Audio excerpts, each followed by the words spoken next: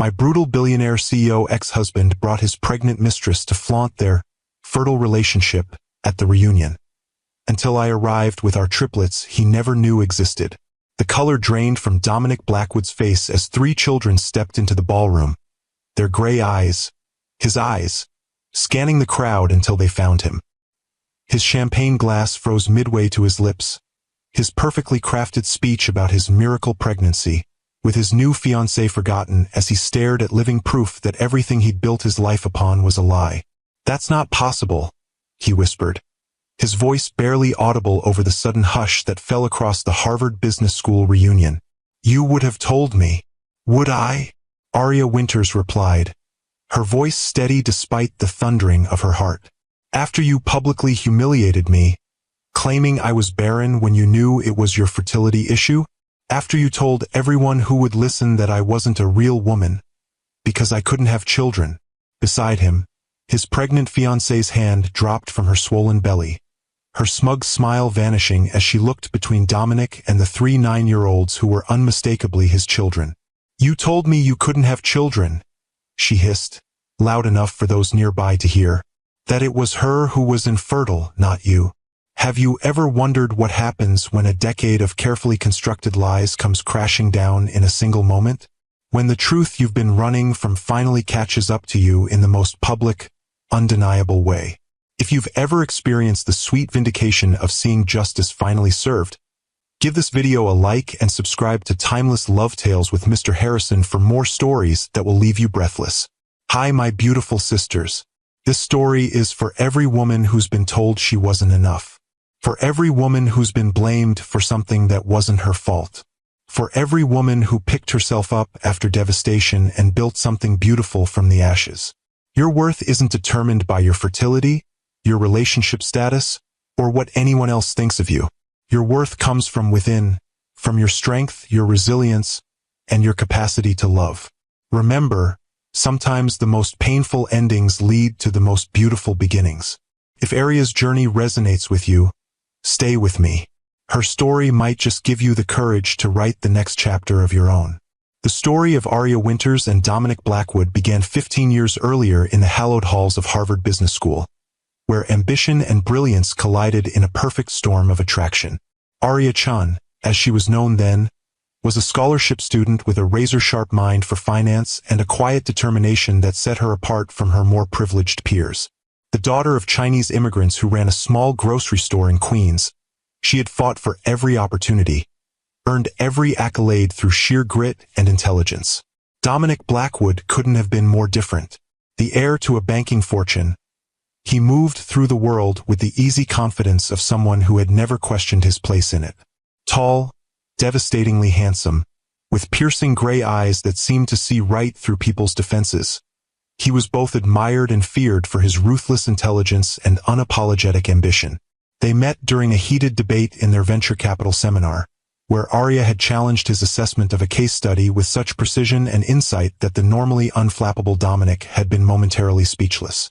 That night, he'd waited for her outside the library. "No one has ever dismantled my argument like that before," he said, falling into step beside her as she walked across the moonlit campus. "Perhaps you should construct better arguments," Aria replied, not breaking stride or showing any sign she was impressed by his attention. Dominic laughed, a genuine sound that softened his usually sharp features. "Have dinner with me tomorrow. We can debate properly without an audience." Aria stopped walking and turned to face him directly. "I don't date classmates. It complicates things." "I'm not asking for a date," Dominic countered smoothly. "I'm asking for a conversation, unless you're afraid your position won't hold up under closer scrutiny." It was a challenge, delivered with a smile that didn't quite hide the competitive gleam in his eyes. Aria should have walked away.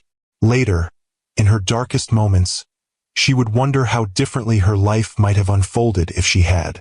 But something about his intensity, the way he spoke to her as an intellectual equal rather than just another pretty face, made her nod.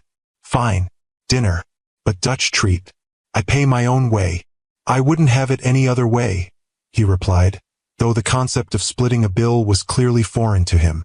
That dinner led to another, and another. Their relationship evolved from intellectual sparring partners to reluctant friends to something deeper neither had anticipated. For Arya, who had always prioritized her education and career over romance, Dominic was an intoxicating contradiction. Arrogant yet vulnerable in unexpected moments, privileged yet driven by an almost pathological need to prove himself, controlling in business yet surprisingly considerate in private. By graduation, they were inseparable. When Dominic proposed 6 months later, presenting a flawless 5-carat diamond with the same confidence he brought to business deals, Arya hesitated only briefly before saying yes. Her parents had concerns. They found Dominic charming but sensed something beneath his polished exterior that worried them. "He looks at you like you're the most precious thing in the world," her mother said in Mandarin as they prepared dinner the night before the wedding. "But also like you're something he's acquired. Be careful, daughter. Men like him are used to owning, not partnering." Arya had dismissed her mother's concerns as old-world thinking, the natural wariness of immigrant parents toward someone so different from themselves. She was modern, educated, strong-willed. She and Dominic were equals, partners in every sense. The first 2 years of marriage seemed to prove her right. They were the golden couple of New York's financial elite, brilliant, beautiful, ambitious. Dominic's venture capital firm, Blackwood Ventures, grew exponentially with Arya as his unofficial strategic advisor. When he officially brought her into the company as chief investment officer, the business press hailed them as the Midas couple, with a talent for turning struggling startups into gold. But success, Arya discovered, had a way of revealing true character. As Blackwood Ventures expanded, so did Dominic's need for control. Small disagreements in strategy meetings became tense standoffs. Her decisions were increasingly second-guessed, her authority subtly undermined. "You're too cautious," he told her after she vetoed a high-risk investment he favored. "Sometimes I think you forget whose name is on the building. And sometimes I think you forget we're supposed to be partners," she countered, hurt by the implication. The tension at work began seeping into their personal life. Dominic started attending social events alone, explaining that one of them needed to mind the store. When they did appear together, he increasingly spoke for both of them, interrupting when she expressed opinions that differed from his own.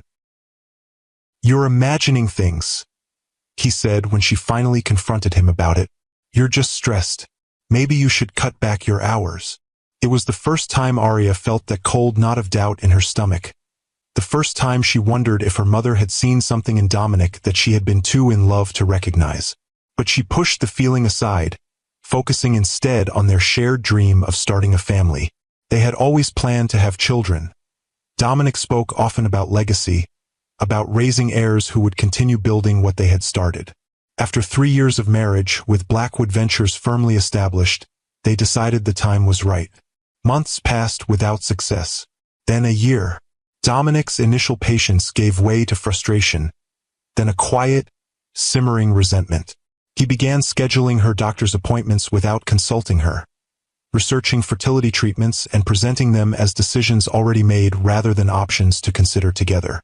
"I don't understand why you're being difficult about this," he said when she objected to an invasive procedure he'd already paid for. "Don't you want a baby? Don't you want to give me a child?" The phrasing struck her as odd. Give him a child, as if the baby would be a gift from her to him, not a person they would create and raise together. But she wanted a family too, so she acquiesced, enduring a battery of tests and treatments that left her feeling more like a defective incubator than a woman, let alone a wife.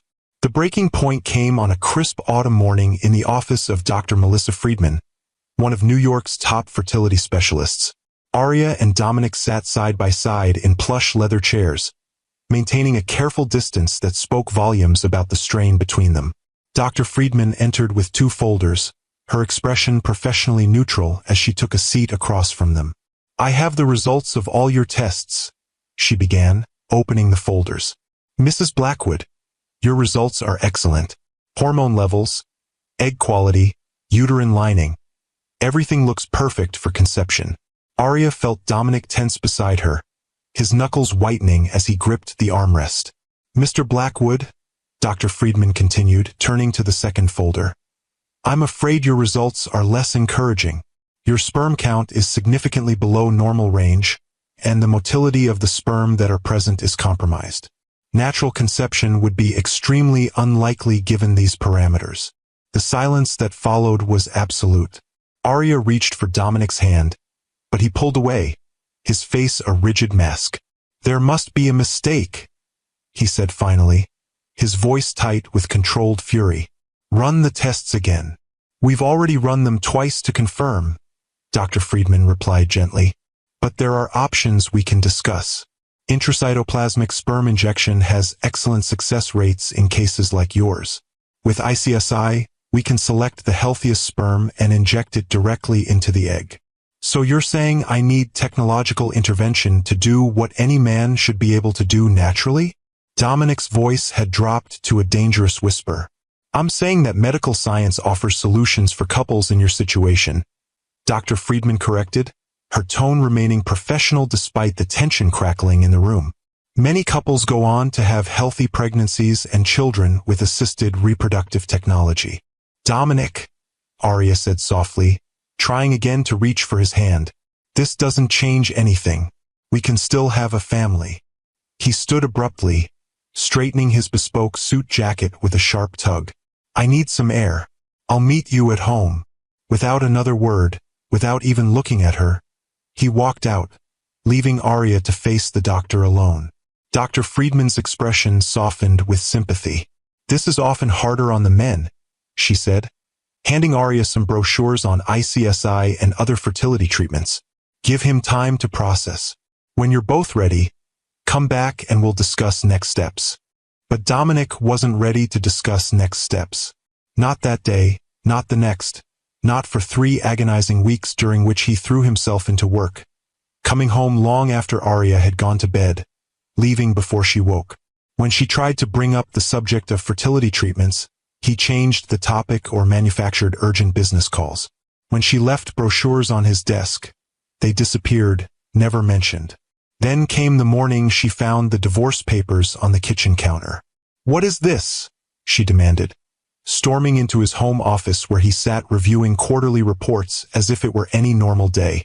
"I think the document speaks for itself," he replied without looking up. "No, it doesn't. Nothing about this speaks for itself. We had one setback, one challenge, and your response is to throw away our marriage." Dominic finally raised his eyes to meet hers, and what she saw there chilled her to the bone. There was no love, no regret, just cold calculation. "It's not working, Arya. It hasn't been for some time. The fertility issue just made it clear that we want different things." "Different things? We both want children. We can still have them, just not the way we expected. I need a wife who can give me children naturally," he said, the cruelty of his words delivered with such casual indifference that Arya actually took a step back. "It's important for my legacy." "Your legacy?" Arya repeated, disbelief warring with rising anger. "What about our legacy? What about the life we've built together? The company will be fine. The prenup is generous. You'll be well taken care of." "I don't want to be taken care of. I want my husband to talk to me, to work through this with me like the partners we're supposed to be." Dominic sighed, setting down his pen with exaggerated patience. "This isn't a negotiation, Arya. My mind is made up. I've already spoken with the board. Your replacement starts next week." The double blow, losing her marriage and her position at the company she had helped build, left her momentarily speechless. When she found her voice again, it was steady despite the tears threatening to spill. "So that's it? 5 years together, erased because your ego can't handle a medical issue." "It's not about ego," he countered, though the tightening of his jaw suggested otherwise. "It's about compatibility and the future. I've been more than fair financially. Don't make this uglier than it needs to be." Arya stared at the stranger before her, trying to reconcile this cold, dismissive man with the one who had once looked at her with such intensity, who had whispered promises of forever against her skin in the darkness of their bedroom. How had she missed this? How had she not seen that his love was conditional, that she was valuable to him only as long as she served his purposes? "You know what, Dominic? You're right about one thing. We are incompatible. because I thought I married a man of integrity and character, someone who understood the meaning of for better or worse. Clearly, I was wrong. She left his office with her head high, refusing to give him the satisfaction of seeing her break. The tears would come later, in private, when the full weight of his betrayal crashed down on her. But in that moment, walking away from the man she had loved with her whole heart, Arya felt something unexpected beneath the pain, the first stirring of liberation. What she didn't know, what she couldn't have imagined as she signed the divorce papers 3 days later, was that she wasn't walking away alone. Inside her, defying medical odds and Dominic's cruel dismissal, 3 tiny lives had already begun to form 3 children who would become her greatest joy and, eventually, the most irrefutable evidence of her ex-husband's lies. If you've ever had to rebuild your life after someone tried to break you, hit that like button and subscribe to Timeless Love Tales with Mr. Harrison. This story is just beginning, and you won't want to miss what happens when Arya discovers she's carrying the children her ex-husband claimed she could never have. The first sign that something extraordinary had happened came 6 weeks after Arya moved out of the penthouse she had shared with Dominic. She had rented a modest apartment in Brooklyn, needing distance from Manhattan and the social circles where rumors about her failure as a woman had already begun circulating, courtesy of Dominic's carefully crafted narrative. That morning, she woke with a wave of nausea so intense she barely made it to the bathroom in time. Kneeling on the cold tile floor, she initially attributed it to stress. The divorce had been finalized with brutal efficiency. Her career was in shambles after Dominic had quietly blacklisted her from major financial firms, and she had been subsisting on coffee and whatever takeout she could stomach. But when the nausea returned the next morning, and the next, a different possibility began to form in her mind. It seemed impossible given Dr. Friedman's assessment of Dominic's fertility issues, yet she found herself counting back weeks, realizing that her last period had been just before that fateful doctor's appointment. With shaking hands, she took a pregnancy test, watching in disbelief as 2 pink lines appeared almost immediately. Stunned, she took another, and another. 3 tests, 3 positive results. "This can't be happening," she whispered to her reflection in the bathroom mirror, her face pale with shock. But it was happening. An emergency appointment with an OB/GYN confirmed not only the pregnancy but a revelation that left Arya speechless. She was carrying triplets. 3 heartbeats, the doctor said, pointing to the ultrasound screen where 3 tiny fluttering pulses were clearly visible. Identical twins and a fraternal sibling. Quite rare naturally, especially given the fertility concerns you mentioned. Arya stared at the screen, at the 3 lives growing inside her against all medical probability, and felt a hysterical laugh bubble up in her throat.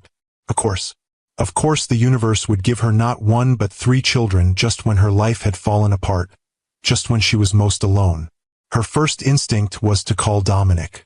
Whatever had happened between them, he deserved to know he was going to be a father. She tried his personal number 17 times over the next 2 days. Each call went straight to voicemail. She left messages urgent, then pleading, then angry. No response. Finally, she called his office, only to be told by his new assistant that Mr. Blackwood has instructed me not to put through any calls from you. If you have matters to discuss, please direct them to his attorney. The dismissal was the final straw. If Dominic couldn't be bothered to take her calls, if he had so thoroughly erased her from his life, then perhaps he didn't deserve to know about the miracle that had occurred. Perhaps these children, her children, were meant to be her new beginning, not a reason to remain tethered to a man who had discarded her so callously. But the decision to keep the pregnancy to herself became more complicated a week later when she opened her laptop to find her social media flooded with a single image. Dominic at a charity gala with a willowy blonde on his arm, his hand possessively at her waist. The caption, from a society columnist known for her vicious pen, read, "Blackwood wastes no time trading up after divorce from barren ex-sources close to the billionaire say he's eager to start a family with someone who can actually give him children." The public humiliation was calculated and cruel. As Arya scrolled through the comments, she saw that Dominic had given an exclusive interview to the columnist, explaining that his marriage had ended because of irreconcilable differences regarding family planning, and expressing his hope that, The next Mrs. Blackwood will be more aligned with traditional values of motherhood.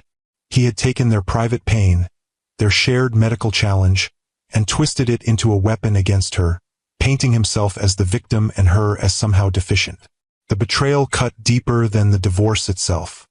He knew, Arya whispered, one hand moving protectively to her still flat stomach. He knew it was his issue, not mine, and he deliberately lied to protect his ego. In that moment, something hardened within her. The last lingering threads of love she had felt for Dominic Blackwood burned away, replaced by a cold, clear resolve. She would not subject herself or her children to his manipulation and lies. She would build a new life far from his influence, raise these miraculous babies on her own terms, and someday, when they were old enough to understand, when she was strong enough to face him again, she would reveal the truth. The next morning, Arya withdrew the maximum amount from her settlement account, packed 2 suitcases with essentials, and boarded a train to Boston. She had a distant cousin there, Wei Lin, who had always been more like a sister than a relative. If anyone would take her in without questions, it would be Wei.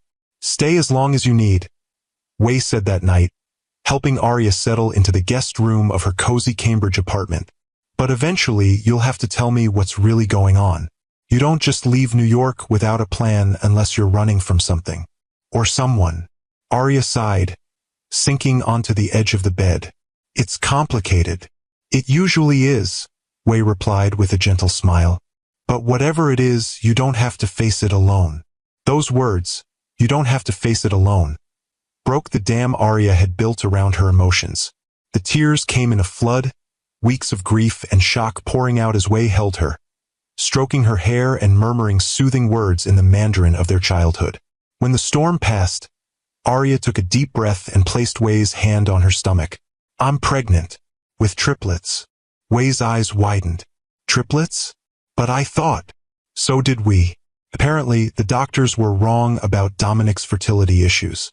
Or there was some kind of miracle. Either way, I'm carrying 3 babies, and their father has no idea they exist." "And you're not going to tell him?" Wei asked, her tone carefully neutral. "I tried. He wouldn't take my calls. And then he went to the press with lies about me being barren, about me being the reason we couldn't have children." Arya's voice hardened. "He doesn't deserve to know them. Not until they're old enough to understand what kind of man he really is." Wei was quiet for a long moment, considering. "That's a big decision, Arya. One with consequences for you and those babies." "I know. But right now, it's the only decision I can make and still protect myself, protect us from him. You don't know Dominic like I do. If he found out about this pregnancy, he wouldn't see 3 children. He'd see 3 possessions, 3 extensions of his ego and legacy. He'd use his money and influence to take them from me, to control the narrative just like he's doing now. Then we'll make sure that doesn't happen," Wei said firmly. "Starting tomorrow, we figure out your next steps. A job, a place to live, medical care. Everything you and those babies will need." True to her word, Wei became Arya's fiercest ally in the months that followed. She connected Arya with a friend who ran a small but respected literary agency in Boston, where Arya's financial acumen and strategic mind quickly made her indispensable despite her lack of publishing experience. She helped Arya find a 2-bedroom apartment within walking distance of the agency and a hospital with an excellent neonatal unit, crucial given the high-risk nature of a triplet pregnancy. Most importantly, Wei stood by Arya through the physical and emotional challenges of carrying 3 babies at once. She attended every doctor's appointment, helped modify the apartment for triplets, and held Arya's hand through moments of doubt when the enormity of single motherhood to 3 infants seemed overwhelming. "You can do this," Wei would say during those dark nights when fear kept Arya awake.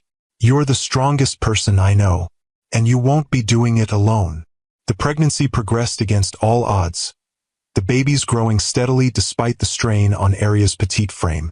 By the 6th month, she could barely move, confined to bed rest to prevent premature labor. She used the time to work remotely, determined to secure her position at the agency, and to prepare for the children's arrival, researching triplet care, joining online support groups for multiple births, and making detailed plans for every contingency. At 34 weeks, remarkably full term for triplets, Arya gave birth via scheduled C-section to 2 boys and a girl, Oliver, Ethan, and Sophia Winters. She had chosen to use her maiden name for herself and the children, a clean break from the Blackwood legacy. The moment the nurse placed the first tiny bundle in her arms, Arya felt a love so fierce and protective it took her breath away. Looking into Oliver's gray eyes, Dominic's eyes, she felt no regret for her decision to keep them from their father. Only certainty that she would do whatever necessary to give these 3 precious beings the stable, loving home they deserved. The first year was a blur of exhaustion and joy, of midnight feedings and first smiles, of moments when Arya thought she couldn't possibly continue and then somehow found the strength to do just that. Way was a constant presence, as were the friends Arya gradually made through work and a support group for mothers of multiples. Slowly, a community formed around her little family, people who knew nothing of Dominic Blackwood or Arya's former life as half of New York's golden couple. At the agency, Arya's natural talent for spotting promising manuscripts and negotiating favorable contracts quickly elevated her from assistant to agent. By the time the triplets were 2, she had built a respectable client list and earned enough to move them to a 3-bedroom apartment in a family-friendly neighborhood. By their 4th birthday, she had been made partner, with a corner office and the freedom to work flexible hours to accommodate the children's needs. Life settled into a rhythm, challenging but fulfilling, busy but purposeful. Arya watched her children grow from helpless infants to curious toddlers to independent preschoolers with distinct personalities that both delighted and occasionally terrified her. Oliver, the firstborn by 7 minutes, emerged as the natural leader, protective of his siblings and confident in his opinions even at a young age. Sophia, sandwiched between her brothers by 3 minutes, was fiercely intelligent and perceptive, often understanding adult dynamics before her brothers caught on. Ethan, the youngest, was quieter and more thoughtful, observing the world with careful consideration before engaging with it.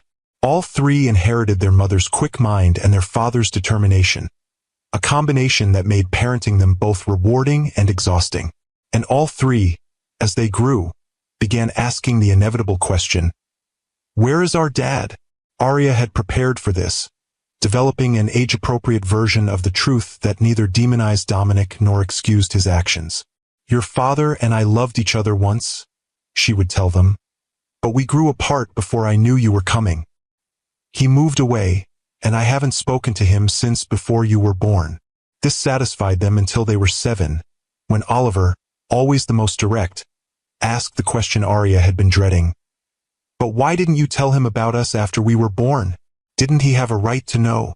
They were at the breakfast table, a rare quiet moment before school, when he dropped this bombshell.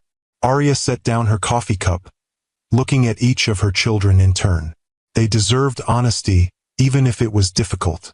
"I tried to tell him when I first found out I was pregnant," she said carefully. "I called him many times, but he wouldn't speak to me. He had moved on with his life and made it clear he didn't want me in it anymore. But we weren't just you," Sophia pointed out with the razor-sharp logic that sometimes made Arya wonder if she was raising a future lawyer. "We were his babies too." "Yes, you were. But sometimes adults make choices that hurt other people, and your father had made choices that hurt me very deeply. I was afraid that if he knew about you, he might try to take you away from me, or he might reject you too. I couldn't risk either of those things happening." "Is he a bad person?" Ethan asked quietly, his serious eyes, so like her own, fixed on her face. Arya chose her words with care. "He's not a bad person, but he made bad choices. He wasn't kind or honest when our marriage ended. I needed to protect myself and later, to protect you 3 until you were old enough to understand." "Do we have his last name?" Oliver wanted to know. "No, you have mine. Winters." "What's his name?" Sophia pressed. "His full name." Arya hesitated, then decided that this too was information they deserved. "Dominic Blackwood." The triplets exchanged glances, that silent communication they had developed in the womb and refined over 7 years of shared existence. "Can we meet him someday?" Ethan finally asked, voicing what seemed to be their collective question. "When you're older, if that's what you want, we can discuss it," Arya promised. But he lives in New York, and we're here in Boston. Our lives are very different from his now. The conversation shifted to more immediate concerns. Homework, soccer practice, the class pet, but Arya knew this was just the beginning. The questions would become more specific, more searching as they grew. Eventually, they would want more than the carefully edited version she had given them. What she didn't anticipate was how quickly eventually would arrive, or that it would be catalyzed by a chance discovery when the children were 9. "Mom!" Sophia's voice at her office door pulled Arya from a particularly thorny clause in the contract. "Can we talk to you?" Something in her daughter's tone made Arya immediately save her work and give Sophia her full attention. "Of course, sweetheart. What's up?" "We found something. On the internet." Sophia shifted uncomfortably. "About our father." Arya's heart sank.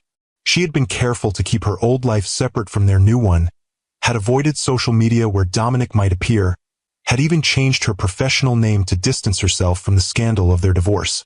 But the internet was vast, and her children were nothing if not resourceful. "Show me," she said, following Sophia to the living room where Oliver and Ethan sat huddled around a tablet. Oliver looked up as they entered, his expression uncharacteristically solemn. "We were researching famous entrepreneurs for our economics project. I typed in successful venture capitalists and his name came up. Dominic Blackwood." He turned the tablet toward her, and Arya found herself looking at a recent profile of Dominic in Forbes, celebrating Blackwood Ventures' expansion into biotech. The photo showed him looking much as she remembered, perhaps with more silver at his temples, a few more lines around his eyes, but still devastatingly handsome, still radiating that aura of absolute confidence that had once captivated her. But it was the second image that made her blood run cold. Dominic with his arm around a beautiful woman whose pregnant belly was prominently displayed, both of them beaming at the camera. The caption read, "Blackwood and fiancée Vanessa Harlow expecting their first child after years of fertility struggles. The couple plans to marry before their baby's arrival next month." "He's having another baby," Ethan said quietly, "with someone else. And look at this," Sophia added, scrolling down to a quote from Dominic. "After the heartbreak of my first marriage to a woman who couldn't have children, finding Vanessa has been a blessing. We're thrilled to finally be starting the family I've always wanted." The cruelty of the statement, the blatant lie about their fertility issues, hit Arya like a physical blow.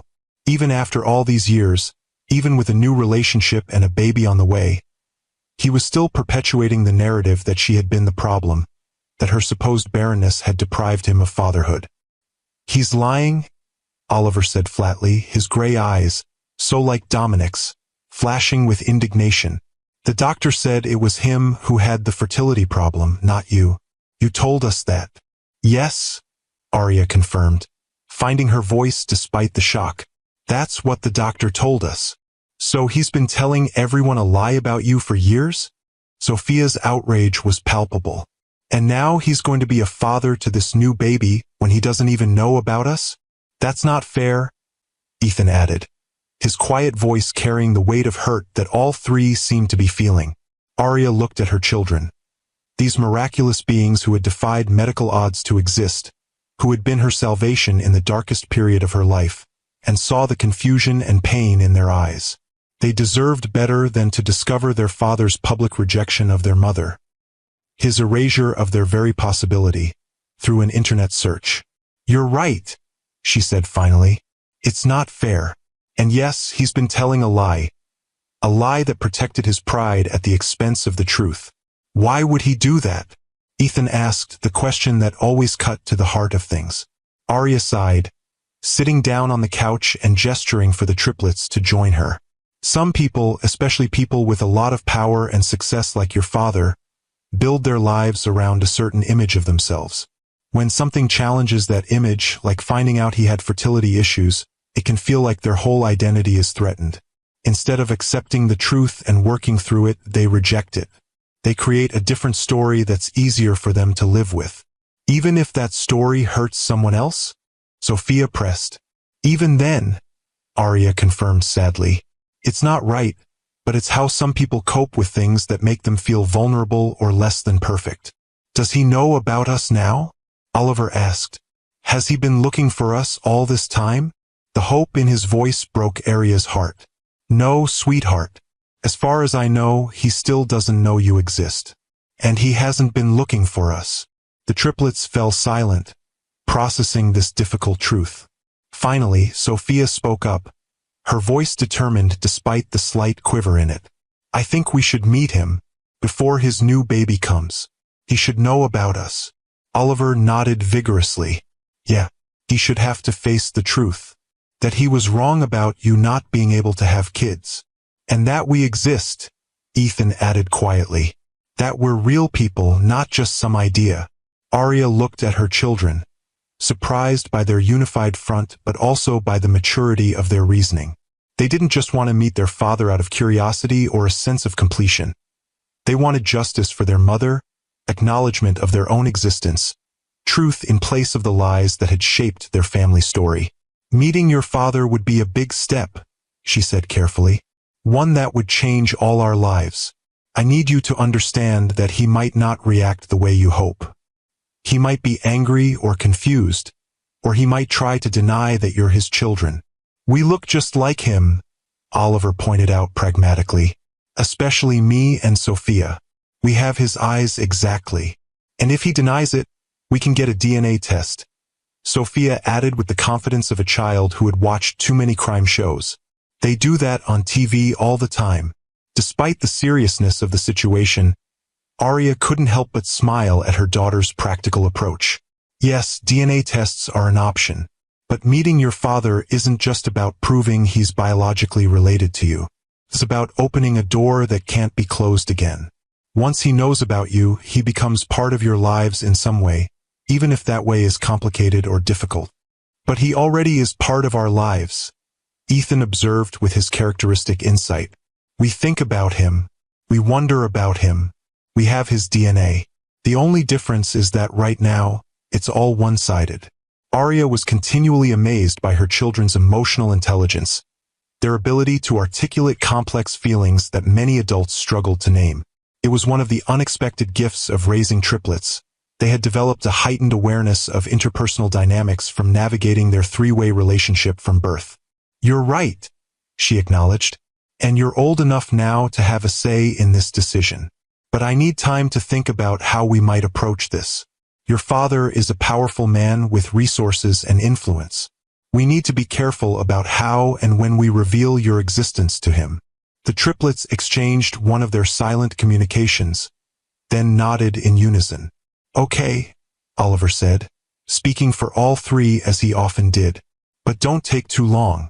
His new baby is coming next month. That night, after the children were asleep, Arya sat at her kitchen table with a glass of wine and her laptop, doing something she had avoided for nearly a decade. Researching Dominic Blackwood's current life. What she found both surprised her and confirmed her worst suspicions. Blackwood Ventures had expanded exponentially, with offices in New York, London, and Singapore. Dominic himself had become something of a celebrity CEO, his ruthless business acumen and photogenic appearance making him a favorite subject for business and society publications alike. His relationship with Vanessa Harlow, a former model-turned-sustainable fashion entrepreneur, had been heavily documented over the past 2 years. Their fertility journey, as the press called it, had been shared in carefully curated social media posts and exclusive interviews, always with the underlying narrative that Vanessa had finally succeeded where Dominic's ex-wife had failed. The most recent post, from just a week earlier, showed Vanessa cradling her prominent baby bump with the caption, "Grateful to have found a partner who can give me the one thing I've always wanted." Some women are truly blessed with fertility, while others, #miraclebaby, #fertile-love. The thinly veiled dig at Arya was unmistakable, suggesting Vanessa knew exactly who she was and had bought into Dominic's false narrative completely. The calculated cruelty of it, the public flaunting of a pregnancy specifically positioned as a triumph over Arya's supposed inadequacy, made her decision suddenly clear. For years, she had protected Dominic from the consequences of his lies, had allowed him to control the narrative about their marriage and its end. She had done so initially out of self-preservation, then out of a desire to shield her children from the ugliness of their father's rejection. But in doing so, she had inadvertently become complicit in his deception, allowing him to build a new life on a foundation of lies while she and the triplets lived in the shadow of those lies. It was time for the truth. Not out of vengeance, though God knew there had been times in those early years when she had fantasized about exposing him, but for her children, who deserved to know their father and to be acknowledged by him. For herself, who had carried the weight of his falsehoods for too long. And yes, even for Dominic, who had constructed an elaborate fiction that would eventually collapse under its own weight. The question was how to reveal the truth in a way that protected the triplets from the worst of the fallout. A direct confrontation seemed unwise. Dominic was at his most dangerous when cornered, and she had no doubt he would deploy his considerable resources to control the situation if given advance warning. No, this needed to be public enough that he couldn't simply deny it or bury it, but controlled enough that the children weren't exposed to unnecessary drama. And it needed to happen soon, before the birth of his new child complicated matters further. The answer came to her as she scrolled through her email, finding the invitation she had initially deleted without a second thought. The Harvard Business School 10-year reunion, scheduled for the following weekend in New York. According to the alumni newsletter, Dominic was not only attending but giving a keynote address on building a legacy in business and life. The irony was almost too perfect. A man speaking about legacy who had no idea that his true legacy, 3 remarkable children, would be in the same room, living proof of the lie he had built his life upon. It was risky. It would be emotionally challenging for everyone involved. But it would also be undeniable, immediate, and would give Dominic no opportunity to prepare a defense or counter-narrative. The triplets would be seen by everyone who had heard his lies about Arya's fertility, and the truth would be written in their faces, in the gray eyes and determined chins that mirrored their father's so precisely. The next morning, Arya called Wei, who had remained her closest confidant despite moving to Chicago for work 3 years earlier. "I need your honest opinion," she said after explaining her plan. "Am I crazy to do this? Am I putting the kids at risk emotionally?" Wei was quiet for a moment, considering. "It's definitely dramatic," she finally said. "But maybe that's what's needed here. Dominic has been controlling the narrative for a decade. A quiet, private approach would just give him time to spin this his way too. That's what I was thinking. But the children are remarkably resilient and mature for their age," Wei finished. "And they've been raised by a mother who's taught them their worth isn't determined by anyone else's acceptance or rejection. They'll handle this better than most adults would." "I hope you're right," Arya sighed. "Because once we do this, there's no going back." "There's already no going back, Arya. The moment they found that article, your carefully constructed separation from Dominic began to crumble. Better to control how the truth comes out than have it emerge in ways you can't manage." After hanging up, Arya called the reunion committee to confirm her attendance, plus 3 guests. Then she sat the triplets down for a serious conversation about what she was proposing. "It would mean missing 2 days of school," she explained. "We'd fly to New York on Friday, attend the reunion Saturday evening, and fly home Sunday. Would we stay in a fancy hotel?" Oliver wanted to know, practical as always. "Yes, I've already looked into the Grand Meridian. It's where most of the reunion attendees will be staying, including your father." "Will his pregnant fiancée be there?" Sophia asked, her perceptiveness cutting straight to a complication Arya had been considering. "Probably. These events usually include partners." "Good," Sophia said with a determination that momentarily startled Arya. "She should see us too. She's been saying mean things about you online." "You saw those?" Arya hadn't realized the children had delved that deeply into their internet research. "We saw everything," Ethan confirmed quietly. "All the interviews where he talks about you not being able to have babies. All her posts about being fertile, unlike some people." Arya felt a surge of protective anger.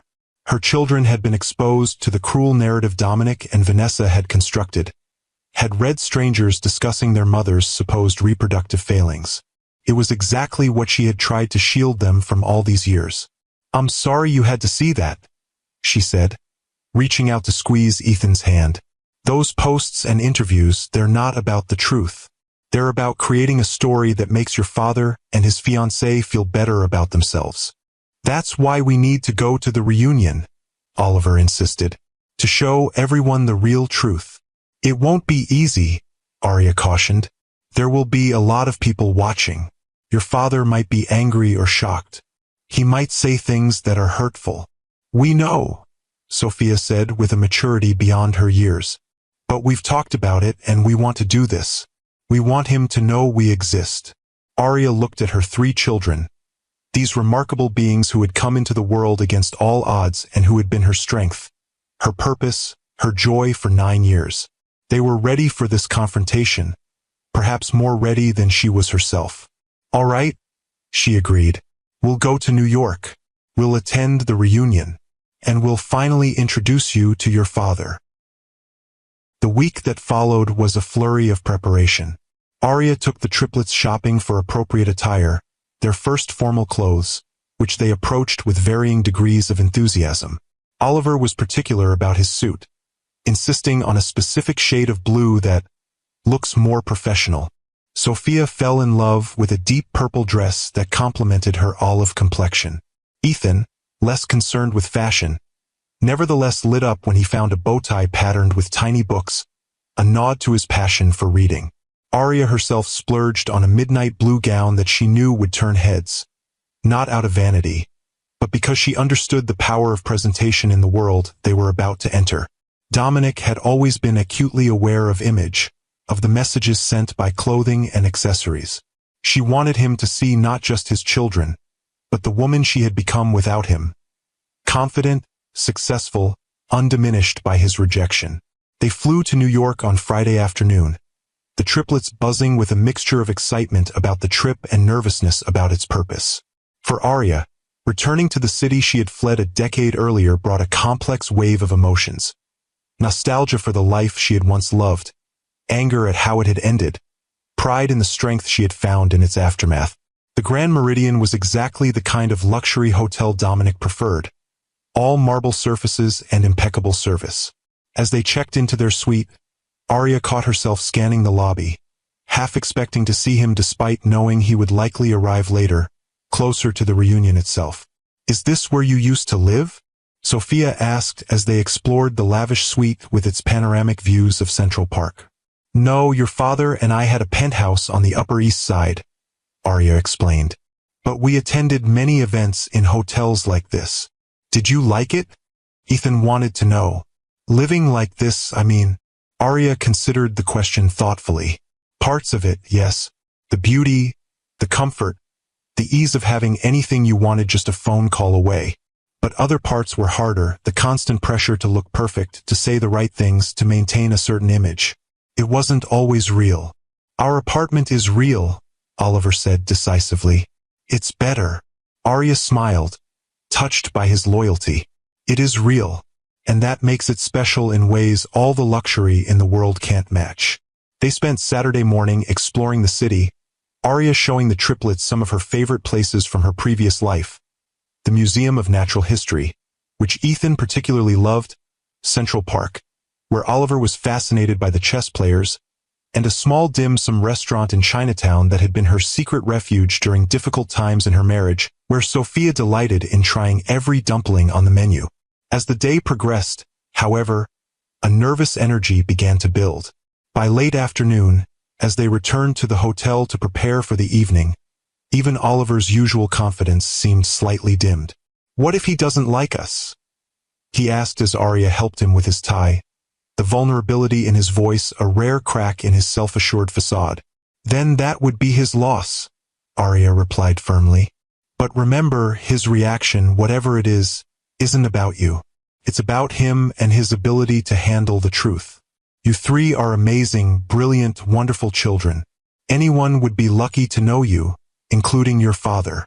But what if he's mean to you again?" Sophia worried, perched on the edge of the bed in her purple dress, legs swinging nervously. "I can handle it," Arya assured her. "I'm not the same person I was when I left New York. I'm stronger now because of you 3. "We've got your back, Mom," Ethan said quietly, adjusting his glasses with solemn determination. Arya felt her heart swell with love for these remarkable children who, even in their anxiety about meeting their father, were concerned for her well-being. "And I've got yours," she promised. "Always." At 7 o'clock, they gathered in the suite's living room for a final check. The triplets stood side by side, three distinct personalities united by the unmistakable genetic heritage that linked them to the man they were about to meet. Arya felt a momentary pang of doubt. Was she doing the right thing? Was this the right way to introduce them to their father? But then she remembered Dominic's cruel public statements, Vanessa's taunting social media posts, the hurt in her children's eyes when they discovered the lies that had been told about their mother. This confrontation was long overdue. "Ready?" she asked, looking at each child in turn. 3 nods, 3 expressions of nervous determination.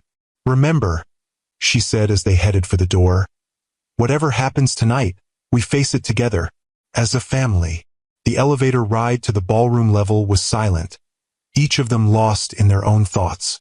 As they approached the grand double doors where a sign announced Harvard Business School reunion, Arya felt a tremor of anxiety. Somewhere beyond those doors was Dominic, still unaware that his carefully constructed world was about to be irrevocably changed.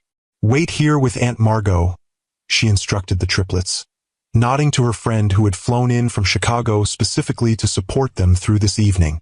"I'll go in first, get the lay of the land. When the time is right, Margot will bring you in." Margot, elegant in a silver sheath dress, gave Arya's hand a reassuring squeeze. "We've got this. Go show them what resilience looks like." With a deep breath, Arya stepped through the doors into the glittering ballroom. The scene was exactly as she had expected. Hundreds of successful Harvard alumni in formal attire, networking over champagne and canapes, the air thick with ambition and accomplishment. Her eyes scanned the crowd, seeking the one face she had both dreaded and needed to see. And there he was, near the bar, commanding attention as he always had. Dominic Blackwood, even more handsome than in his photos, his tall frame impeccably suited, his dark hair now distinguished with silver at the temples. Beside him stood Vanessa, her pregnancy prominently displayed in a designer gown, her hand possessively resting on the swell of her belly as she gazed adoringly up at him. The champagne flute trembled slightly in Arya's hand as she stood at the entrance of the Grand Meridian Hotel's ballroom. 10 years. 10 years since she'd walked these marble floors, since she'd breathed the rarefied air of Manhattan's elite social circles. 10 years since she'd last seen him. "Are you sure about this?"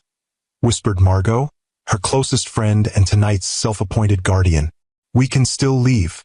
No one's spotted us yet." Arya took a steadying breath, smoothing the midnight blue gown that complemented her figure perfectly, a designer piece she'd purchased specifically for this evening. As the founder and CEO of Winter's Literary Agency, one of New York's fastest-growing boutique agencies with a reputation for discovering breakout authors, she could afford such luxuries now. But tonight wasn't about displaying her success. It was about something far more important. "I'm sure," she replied, her eyes fixed on the ballroom beyond. "The children are ready. Some things can't be avoided forever."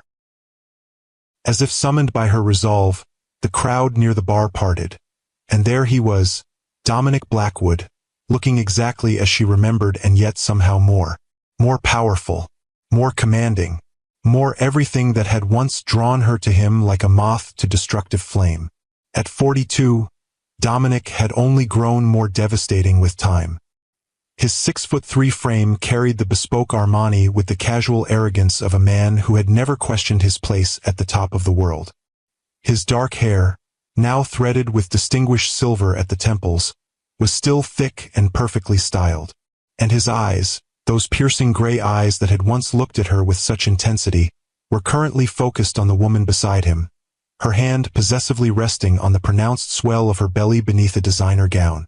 Vanessa Harlow, the woman who had succeeded where Arya had failed.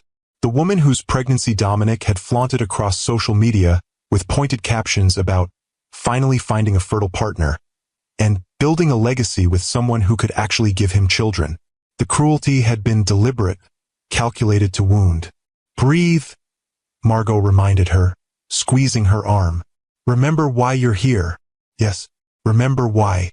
Not for revenge, though God knew she'd fantasized about it during those first bitter years. Not for closure. She'd found that on her own, painfully but thoroughly. No, she was here because some truths couldn't remain hidden forever, especially when they came in sets of 3. The Harvard Business School 10-year reunion buzzed around her, a hive of success and ambition, of deals made and fortunes compared. Once, she had belonged here, had been half of the golden couple everyone envied. Brilliant Aria Winters and ruthless Dominic Blackwood, bound for greatness together. Until the day the fertility specialist had delivered the news that shattered their world, or so she'd thought. Your tests show no issues, Mrs. Blackwood, the doctor had said. But I'm afraid Mr. Blackwood's sperm count and motility are severely compromised. Natural conception would be extremely unlikely. Dominic had walked out of the office without a word.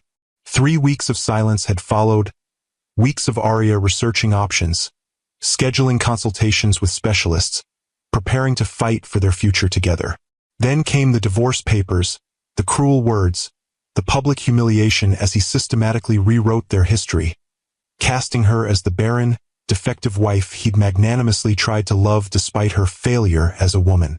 Aria? Aria Winters. A woman's voice broke through her thoughts. Oh my God! It is you! Turning, Aria found herself face to face with Rebecca Thornton, now apparently Rebecca Westfield according to her name tag, once her closest friend in business school before life and distance had pulled them apart. Rebecca! Aria managed a genuine smile. You look amazing. And you disappeared. One day you were here, the next, poof, gone without a trace. Rebecca's eyes darted briefly toward Dominic across the room, then back to Aria. We all wondered, especially after the things he said. It's a long story, Aria said, the understatement of the decade. One you'll understand much better in about 15 minutes. Rebecca raised an eyebrow, intrigued. Mysterious. But first, catch me up. I've heard your agency is making waves. Didn't you just sign that thriller writer everyone's talking about? James Mercer, yes. His manuscript started a bidding war. We closed a 7-figure deal last month. Aria allowed herself a moment of professional pride. The agency has grown faster than I ever expected. 20 employees now, offices in New York and London. That's incredible, Rebecca said with genuine admiration. From what Dominic implied when you left, I thought, that I'd fade into obscurity without him? Aria finished with a wry smile. He thought so too. Before Rebecca could respond, a ripple moved through the crowd as Dominic's commanding voice rose above the general chatter. He was tapping a knife against his glass, the universal signal for an announcement. Beside him, Vanessa beamed, one hand resting protectively over her belly, her eyes scanning the room until they landed on Aria. A flash of recognition, followed by a smug smile. She knew exactly who Aria was, had probably studied her social media photos, dissected her history with Dominic, positioned herself as everything Aria supposedly wasn't. Friends and colleagues, Dominic began, his voice carrying effortlessly across the ballroom. Thank you all for coming tonight. Harvard gave us more than just an education. It gave us connections that have shaped our careers and our lives. Murmurs of agreement rippled through the crowd. As many of you know, Blackwood Ventures has become the leading investment firm in emerging biotech. What you may not know is that we're about to announce a major expansion into medical technology specifically focused on fertility treatments. Aria felt her heart rate accelerate. The irony was almost too perfect. This is a deeply personal project for me, Dominic continued, his hand coming to rest on Vanessa's shoulder. Vanessa and I are expecting our first child in 3 months. Our miracle after years of trying. The crowd broke into applause and congratulations. Aria remained perfectly still, her face a careful mask. We've been blessed with this pregnancy after struggling with fertility issues. Dominic went on, his voice taking on the practiced sincerity he'd always used for important presentations. And we want to help other couples experience the joy we're feeling now. Blackwood Fertility Technologies will launch next quarter with $100 million in initial funding. More applause. More congratulations. Arya felt Margot's hand tighten on her arm. Now or never, Margot whispered. Arya nodded almost imperceptibly, then handed her champagne flute to her friend. With measured steps, she began moving through the crowd toward the door, deliberately choosing a path that would take her directly past Dominic and his pregnant fiancée. She was 3 steps away when he saw her. The recognition wasn't immediate. A flicker of confusion, then dawning realization, then utter shock washing across features that rarely betrayed any emotion at all. His speech faltered mid-sentence as their eyes locked for the first time in a decade. Arya. The name escaped him like a question, like a ghost had materialized in the middle of his triumph. Hello, Dominic, she said, her voice steady despite the thundering of her heart. Congratulations on your announcement. Both announcements, actually. Vanessa stepped closer to Dominic, her smile sharpening. You must be the ex-wife. I've seen your pictures. Her hand moved deliberately to her belly. Dominic has told me all about your situation. I'm sure he has, Arya replied evenly, though I doubt his version bears much resemblance to the truth. The truth? Dominic recovered quickly, his professional mask sliding back into place. The truth is that you couldn't give me what I needed, and Vanessa could. It's as simple as that. Is it? Arya tilted her head slightly. How interesting that after all your tests showing your infertility, you've managed to father a child. Modern medicine truly is miraculous. Dominic's face hardened. That was a misdiagnosis, obviously. She could see the calculations running behind his eyes, how to minimize this unexpected disruption, how to control the narrative, how to dismiss her presence as quickly as possible. It's good of you to be so gracious, Vanessa said, her tone dripping with false sweetness. It can't be easy, seeing what you couldn't provide. The cruelty was so naked, so deliberate, that a small hush fell over those close enough to hear. Arya felt rather than saw Rebecca step closer to her side in silent support. Actually, Arya replied, her voice clear enough to carry to the curious onlookers. I should be thanking you both. If Dominic hadn't been so quick to discard me over a medical issue that turned out to be his, not mine, I might never have discovered what truly mattered. She turned slightly toward the ballroom entrance and nodded. The doors opened, and 3 impeccably dressed 9-year-olds entered, escorted by Margot who had slipped away moments earlier. 2 boys and a girl, all with Dominic's unmistakable gray eyes, all carrying themselves with a confidence that was both inherited and nurtured. A collective gasp rippled through the crowd as the children approached. The resemblance was undeniable. The girl had Dominic's aristocratic nose and determined chin, while the boys shared his height and bearing, though one had Arya's warm complexion and the other her thoughtful expression. Dominic, Arya said, her voice carrying in the sudden silence. I'd like you to meet Oliver, Sophia, and Ethan, your children. The color drained from Dominic's face as he stared at the 3 children standing before him, living proof that everything he'd claimed about Arya, everything he'd built his narrative upon, had been a lie. That's not possible, he said, his voice barely audible. You would have told me, would I? After you publicly humiliated me, claiming I was barren when you knew it was your issue? After you told everyone who would listen that I wasn't a real woman, because I couldn't have children. Arya kept her voice low but firm. I tried to tell you, Dominic. I called you 17 times after I found out. You never called back. Vanessa was staring at the children, her smug expression completely gone, replaced by shock and dawning horror as she recognized Dominic's features mirrored in their young faces. Hello, Sophia said, stepping forward with the confidence that had always marked her as her father's daughter despite never having met him. I'm Sophia Winters. It's interesting to finally meet you. Dominic seemed incapable of speech, his gaze moving from one child to the next, taking in the details that no DNA test would ever need to confirm. They were undeniably his. You're lying, he finally managed, but the words lacked conviction. This is some kind of trick. Is it? Oliver asked, his voice carrying the same authoritative tone that had made Dominic a feared negotiator. We're 9 years old.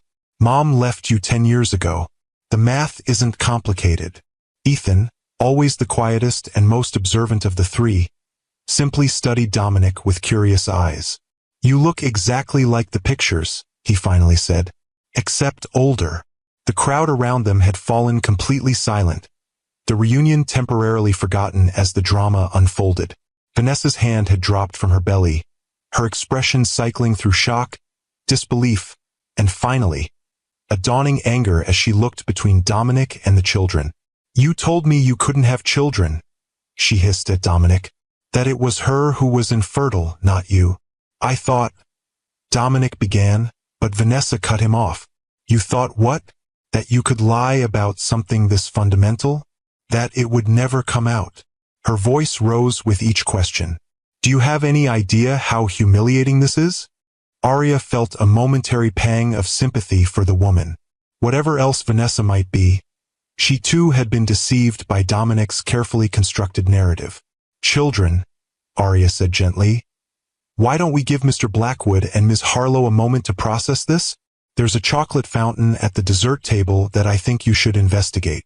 The triplets nodded, their curiosity momentarily outweighed by the promise of chocolate. As they moved away with Margot, Arya turned back to Dominic, whose shock was rapidly transforming into something else. Calculation, assessment, the businessman in him already trying to determine how to turn this situation to his advantage. Why now? He asked, his voice low and controlled once more. After all these years, why bring them here, like this? Because they asked to meet you, Arya replied simply, and because I was tired of hiding the truth to protect your lies. You could have approached me privately, like you approached me privately when you told the world I was barren, when you made me the subject of pity and gossip. Arya shook her head. You chose the battlefield, Dominic. Don't complain about the weapons. Vanessa had stepped away, her face flushed with anger and humiliation, surrounded now by concerned friends who were casting glances back at Dominic that ranged from curious to condemning. Those children, Dominic said, his voice dropping further. If they're really mine, they are. Then they're Blackwood's. They should have my name, my legacy. Arya laughed, the sound genuine in its disbelief. Is that really your first thought? Not, I've missed 9 years of their lives, or, I want to know them as people? Just ownership and legacy. You kept them from me? He countered, anger finally breaking through his controlled facade. You had no right. I had every right after what you did, Arya replied, her own anger flaring briefly before she mastered it. But that's not the point anymore. The point is that they exist, they're extraordinary, and they deserve better than a father who sees them as possessions or achievements. Dominic's gaze drifted to where the triplets stood by the dessert table, Sophia gesturing animatedly while her brothers listened, their resemblance to him unmistakable from this distance too. I want to know them, he said finally, something almost like vulnerability crossing his features. Whatever happened between us, they're my children. Yes, they are, Arya agreed, and they want to know you too, but on their terms, not yours. They're people, Dominic, not extensions of your ego or solutions to your legacy concerns. For a moment, something like genuine emotion flickered in his eyes. Regret, perhaps, or the first stirrings of paternal feeling. But before he could respond, Vanessa returned, her composure partially restored but her eyes cold with fury. We're leaving, she announced to Dominic. Now, we'll discuss this at home. Dominic hesitated, looking between Vanessa and the children across the room. For perhaps the first time in his life, he seemed genuinely torn between two paths, neither of which he controlled. Go, Arya said quietly. Deal with your current situation. The children and I are staying at the Grand Meridian until Sunday. Room 1214. If you want to meet them properly, come tomorrow at 10. Alone. She didn't wait for his response, simply turned and walked toward her children. Her head high, her steps measured. Behind her, she could feel the weight of his stare, could almost hear the frantic recalibration of his carefully constructed world. Well, Margot asked as Arya joined them at the dessert table. How did that go? About as expected, Arya replied, accepting a napkin from Ethan to wipe a smudge of chocolate from his cheek. He's in shock, angry, calculating, and confused, probably for the first time in his adult life. Will he come tomorrow? Sophia asked, her perceptiveness as always cutting straight to the heart of the matter. Arya looked at her daughter, so like Dominic in her directness, yet tempered with an empathy he had always lacked. I don't know, sweetheart. That's his choice now. I think he will, Oliver said confidently. He looked at us like we were valuable assets he'd just discovered in his portfolio. Arya couldn't help but laugh at the accuracy of her son's assessment. That's very perceptive, Ollie, and possibly true. But remember what we discussed, you three are not assets or possessions. You're people with your own thoughts, feelings, and choices. If he comes tomorrow, you can ask your questions, but you don't owe him anything. Not even if he tries to buy us with promises of inheritance and trust funds? Ethan asked quietly, always the most pragmatic of the three. Especially not then, Arya replied firmly. Money is the easiest thing for him to offer. It costs him nothing emotionally. As they spoke, the reunion continued around them, but with a distinctly different energy. Whispers spread through the crowd, curious glances thrown their way, former classmates suddenly finding reasons to pass by the dessert table for a closer look at the children who had just appended the carefully constructed narrative of Dominic Blackwood's life. Rebecca approached, her expression a mixture of awe and admiration. Triplets? All this time, you've been raising triplets on your own. Not entirely on my own, Arya smiled. I have amazing friends, a supportive community. But yes, they've been my world for 9 years. They're beautiful, Rebecca said, then lowered her voice. And they look exactly like him. There's no denying it. That was rather the point, Arya admitted. Some truths need to be seen to be believed. Rebecca glanced toward the exit where Dominic and Vanessa were making a hasty departure, their body language tense even from a distance. Well, you certainly made an impression. I don't think I've ever seen Dominic Blackwood speechless before. It was quite satisfying, Margot chimed in with a grin. Worth the price of admission alone. As the evening progressed, Arya found herself surrounded by former classmates, some genuinely interested in reconnecting, others transparently curious about the drama they'd witnessed. Through it all, she maintained her composure, neither gloating over Dominic's discomfort nor sharing details that would turn her children's existence into gossip fodder. The triplets, for their part, handled the attention with remarkable grace. Years of being raised by a mother who valued emotional intelligence alongside academic achievement had prepared them well for navigating complex social situations. They answered questions politely but deflected anything too personal, a skill Arya had deliberately cultivated in them, knowing this day would eventually come. By 11, the children were showing signs of fatigue despite their excitement, and Arya made their excuses to leave. As they walked through the lobby toward the elevators, Sophia slipped her hand into her mother's. Do you think we hurt her? She asked quietly. The pregnant lady? Arya squeezed her daughter's hand, touched by her empathy. Vanessa? Probably, but that wasn't our intention, and it wasn't your fault. Sometimes when adults build relationships on lies, innocent people get caught in the fallout. She looked really mad at him, Oliver observed. Like, divorce-level mad. That's not our concern, Arya replied firmly. Whatever happens between them is their business, not ours. But if they break up because of us, Ethan began.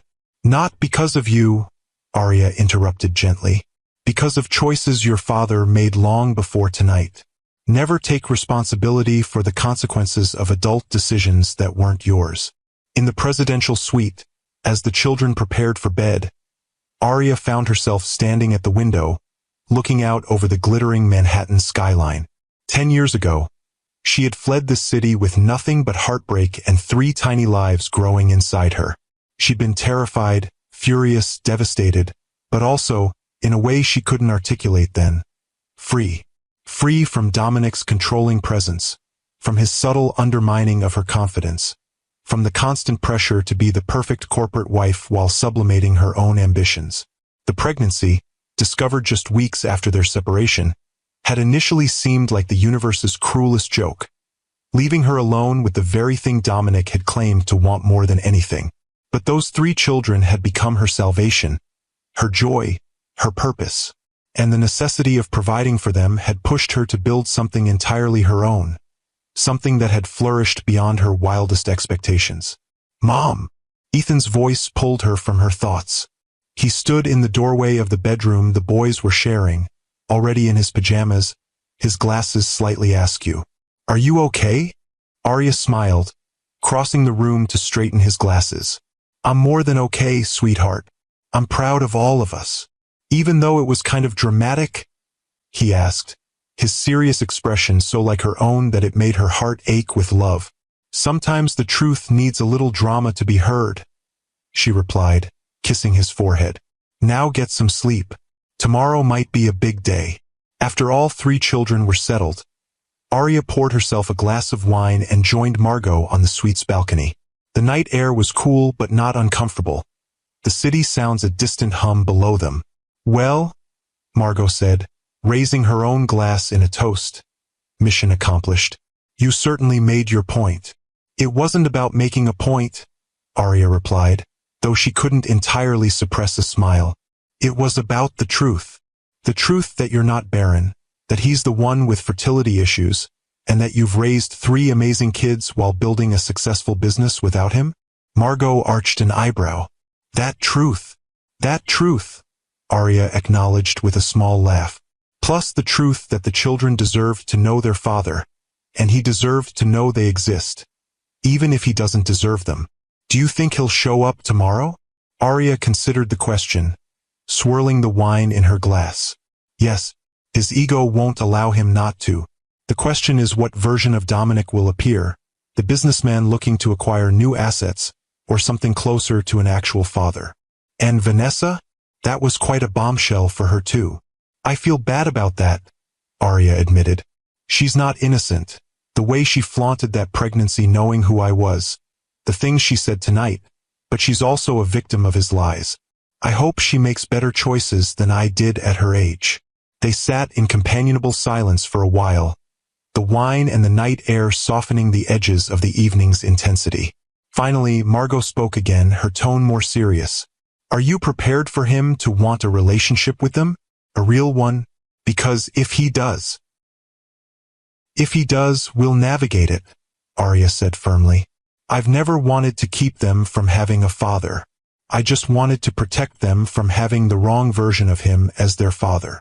And if he tries to take them from you, legally, he has the resources.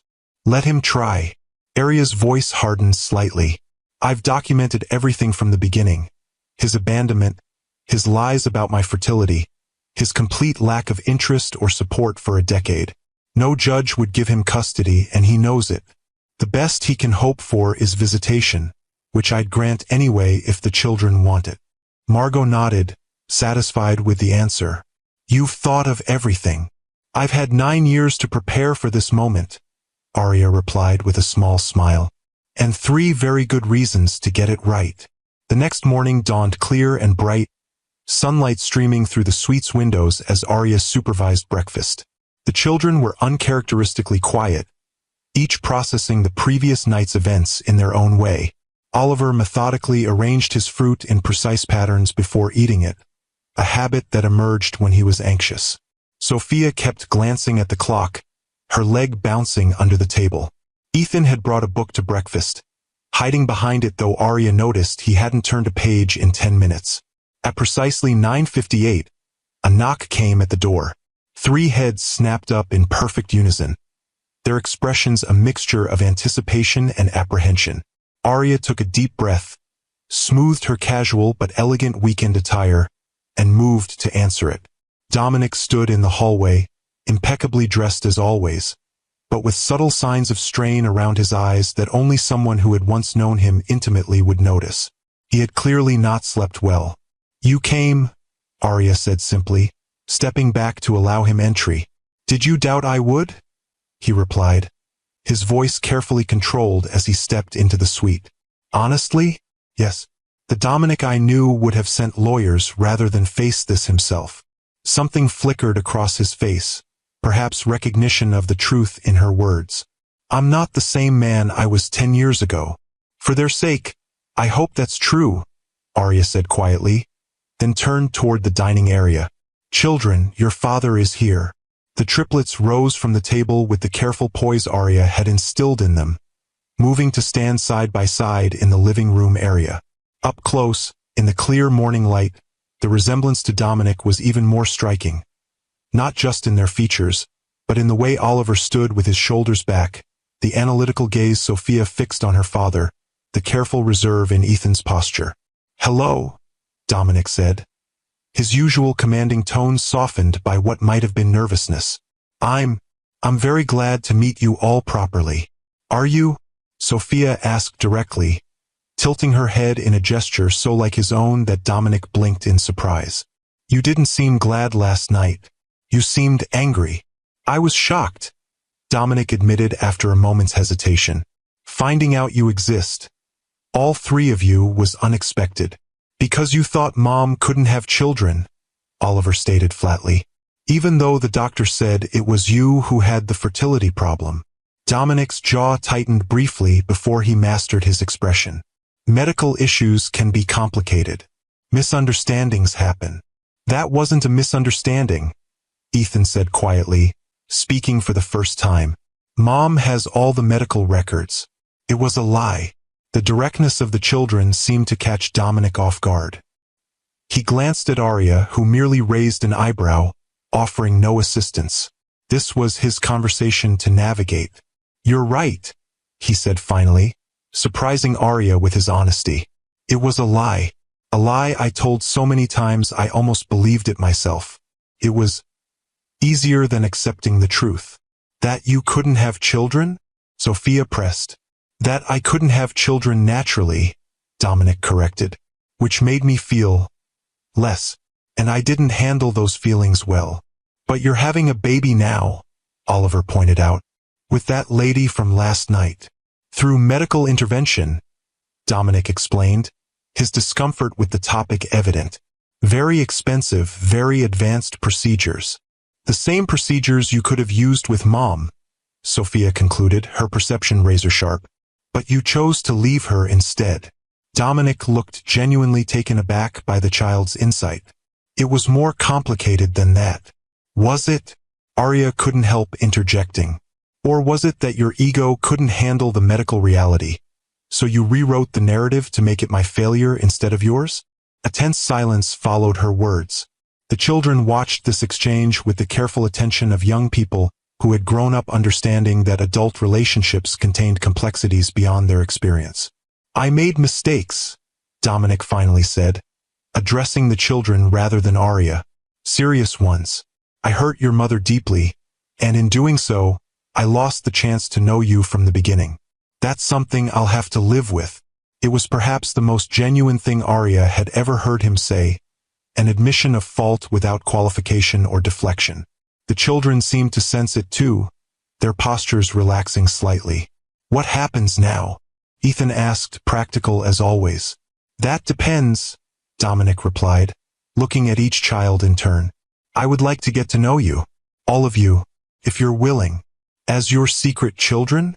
Oliver asked bluntly. Or publicly? Oliver, Arya cautioned, but Dominic held up a hand. It's a fair question, he said. And the answer is publicly. You're my children. I won't hide that. What about your fiancé? Sophia asked. And your new baby? Where do we fit with them? Dominic hesitated, and Arya could see him weighing his words carefully. Vanessa and I have a lot to discuss. The situation is complicated. But my relationship with you is separate from that. You're my children, regardless of what happens between Vanessa and me. Mom said we don't have to see you if we don't want to, Ethan said quietly. That it's our choice. Your mother is right, Dominic replied, surprising Arya again.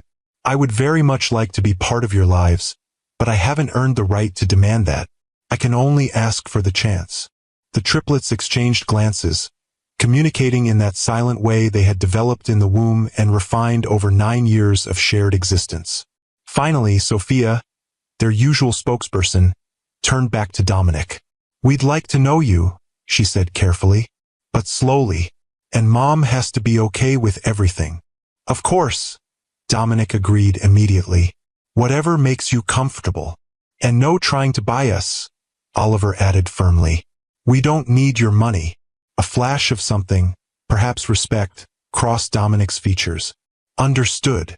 And you have to be honest," Ethan concluded. "Always, even when it's hard." This last condition seemed to give Dominic pause, as if he recognized the challenge it presented to someone who had built much of his life on carefully constructed narratives rather than raw truth. But after a moment he nodded. "I promise to try," he said, the qualification itself a kind of honesty.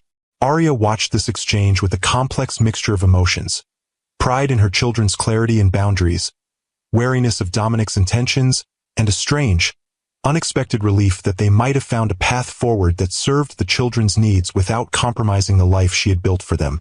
"Perhaps," she suggested, "we could start with brunch? There's a restaurant downstairs that the children like." "I'd like that," Dominic said, and for the first time since he'd arrived, a genuine smile softened his features.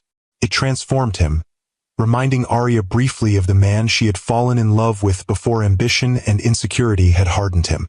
As they prepared to leave the suite, Sophia approached Arya while the boys were getting their jackets. "Is this okay, Mom?" she asked quietly. "Really okay? We don't have to if it makes you sad." Arya knelt to her daughter's level, cupping her face gently. "This isn't about me, sweetheart. It's about what's right for you three. And yes, it's really okay. People can hurt each other deeply and still find a way forward, especially when there are children involved. But you built our whole life without him," Sophia persisted. "You did everything.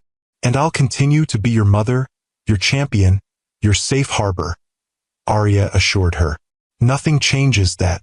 But having your father in your life, knowing where you come from, that's something I always wanted for you, even when I was angriest at him."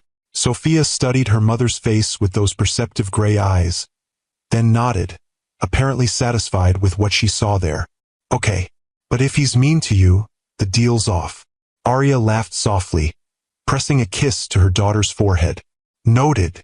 As they left the suite, Dominic fell into step beside Arya, the children walking slightly ahead, already discussing which menu items they planned to order. "They're extraordinary," he said quietly. "You've done an amazing job with them." "Yes, I have," Arya agreed, accepting the compliment without false modesty. "They're the best parts of both of us, without the worst parts of either." "I've missed so much," he said, an unexpected vulnerability in his voice. 9 years I can never get back." "That was your choice," Arya reminded him, not unkindly. "But they have many years ahead. What matters now is what you do with the time you have, not the time you lost." Dominic nodded, watching the children as they waited for the elevator. "Vanessa left last night," he said abruptly. "Went to her parents in Connecticut. She says she needs time to think." "I'm sorry," Arya said, and meant it. "That wasn't my intention." "Wasn't it?" He glanced at her skeptically. "No. My intention was for my children to know their father, and for you to know them. Whatever happens between you and Vanessa is collateral damage from your own choices, not my goal." He accepted this with a slight nod. "The baby complicates things." "Children often do," Arya replied with a small smile. "They have a way of forcing us to be better than we are." As they stepped into the elevator, Sophia between them and the boys discussing the relative merits of pancakes versus waffles, Arya felt a strange sense of completion. Not because Dominic was back in her life, that chapter was firmly closed, but because a circle that had been broken for 9 years was beginning to mend, not for her sake but for the 3 remarkable children they had created together. If you've ever had to face a difficult truth or rebuild your life after betrayal, hit that like button and subscribe to Timeless Love Tales with Mr. Harrison. In our next segment, we'll see how this unexpected family navigates their new reality, and whether Dominic Blackwood can truly become the father his children deserve. 1 year later, the garden of Aria's Cambridge home bloomed with early summer flowers, a riot of colors framing the gathering on the back lawn. Beneath a white tent decorated with twinkling lights, for children sat at a small table of their own, separate from but within sight of the adults' dinner table. 10-year-old Sophia Winters Blackwood, the children had chosen to hyphenate their names 6 months earlier, was deep in conversation with her 3-month-old half-sister, Lily, who gazed up at her from a bouncy seat with wide-eyed fascination. Beside them, Oliver and Ethan were engaged in what appeared to be a serious debate about the dessert options, their voices rising and falling with the passion only 10-year-olds can bring to discussions of chocolate versus fruit tarts. At the adults' table, Aria sat beside her husband James Chun, their hands occasionally finding each other's beneath the table in the comfortable, affectionate way of newlyweds. Across from them, Dominic and Vanessa completed the unlikely family circle, their initial hostility toward the new man in Aria's life having gradually transformed into genuine respect as they navigated the complex family dynamics together. The triplets' birthday party next month, Dominic was saying, consulting his phone calendar. I've cleared the entire weekend, but I wanted to check if you'd prefer I stay at a hotel or if the guest room is available. The guest room is fine, Aria replied, exchanging a quick glance with James, who nodded in agreement. The children would love having you in the house for the whole weekend. And there's plenty of space for Vanessa and Lily too, if you're all coming. Vanessa nodded, adjusting the baby monitor through which she was keeping an eye on Lily. We wouldn't miss it. Lily's first trip to Boston. The easy domesticity of the conversation would have seemed impossible a year earlier, when Vanessa had still been reeling from the discovery of Dominic's triplets and his decade of lies. The path to this moment had not been smooth. There had been tears, recriminations, a brief separation during which Dominic had moved into a hotel while Vanessa considered whether their relationship could survive such a fundamental breach of trust. What had saved them, ironically, was the triplets themselves. When Vanessa had finally agreed to meet them, 2 weeks after the reunion, she had been disarmed by their directness, their lack of guile or manipulation. They had asked her straightforward questions about her feelings, had listened to her answers with genuine interest, had treated her not as an adversary but as another adult navigating a difficult situation not entirely of her making. He lied to you too, Sophia had observed during that first tense meeting. That must have hurt a lot. The simple acknowledgement of her pain, coming from the child who represented the physical proof of that lie, had broken through Vanessa's defensive anger in a way no adult reasoning could have. By the end of that meeting, she had begun to separate her feelings about Dominic's deception from her feelings about the children themselves.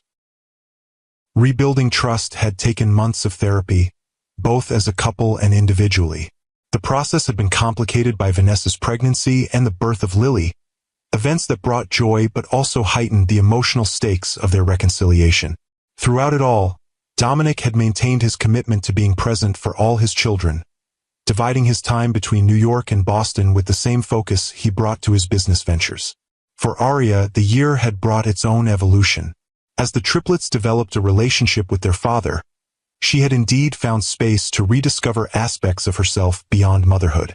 The agency continued to thrive under her leadership, with a recent expansion into film and television rights that had brought both professional satisfaction and financial security. Most significantly, she had found love again with James, a literature professor she'd met through a client. Unlike Dominic, James was quiet and thoughtful, more comfortable discussing 19th century poetry than corporate acquisitions. The triplets had approached him with their usual directness, assessing his character through careful observation before gradually accepting him into their circle of trust. He makes Mom laugh, Sophia had declared after their third meeting, apparently considering this the highest possible recommendation. Their wedding 6 months ago had been small and intimate, with the triplets serving as best man and maid of honor, Oliver and Sophia, and ring-bearer, Ethan. To everyone's surprise, Dominic had offered his genuine congratulations, acknowledging that James brought a happiness to Aria and the children that he recognized and respected. Now, as the summer evening softened into twilight, Aria looked around the garden at this unlikely extended family they had created. Not traditional, not perfect, but functional and, in its own way loving. The children moved easily between the adults in their lives, secure in the knowledge that they were valued by each of them in different but meaningful ways.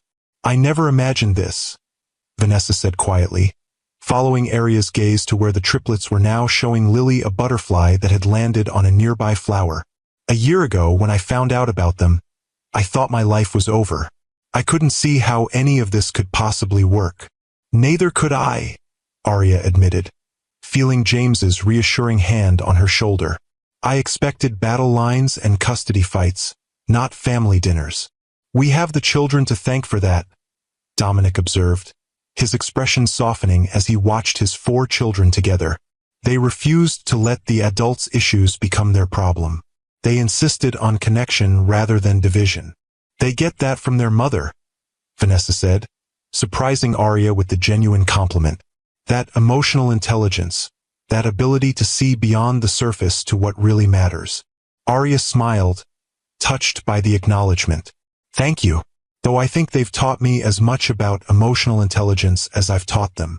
As the evening progressed and dessert was served, both chocolate and fruit tarts, a diplomatic solution to the boys' debate, Arya found herself reflecting on the journey that had brought them to this moment. 10 years ago, devastated by Dominic's rejection and lies, she could never have imagined sitting across a table from him and his new wife, her own loving husband beside her, sharing a meal and parenting discussions with genuine goodwill. The path from that dark time to this peaceful evening had been neither straight nor easy.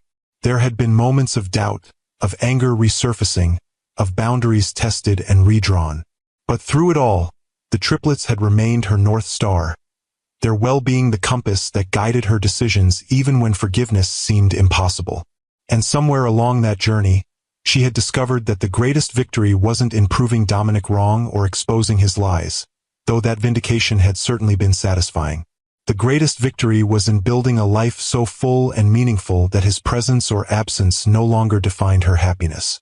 In raising children who understood their own worth wasn't determined by their father's acknowledgement.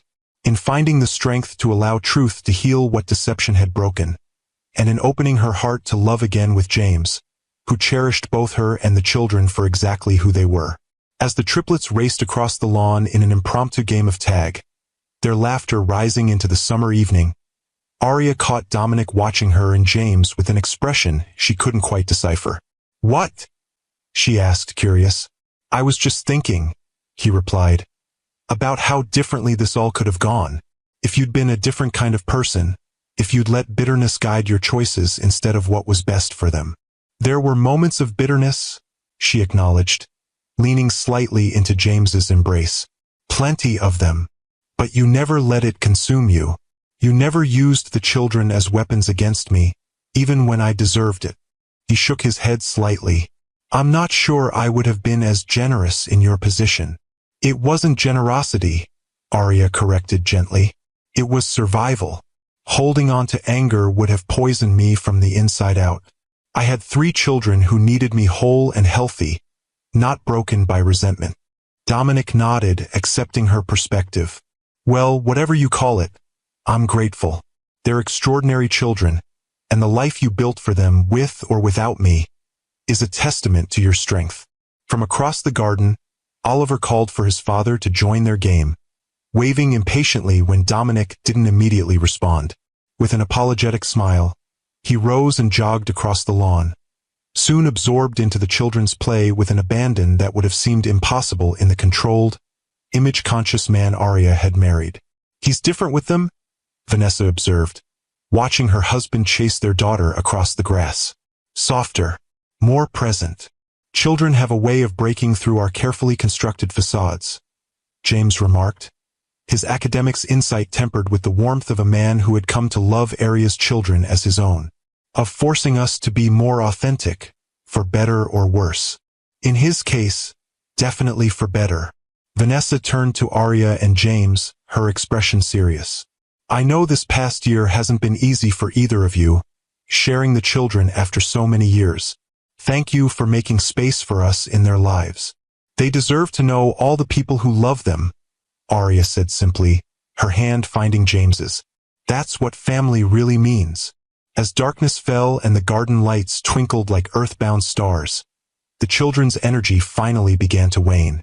Lily had long since fallen asleep in her carrier, and even the usually indefatigable Oliver was showing signs of fatigue.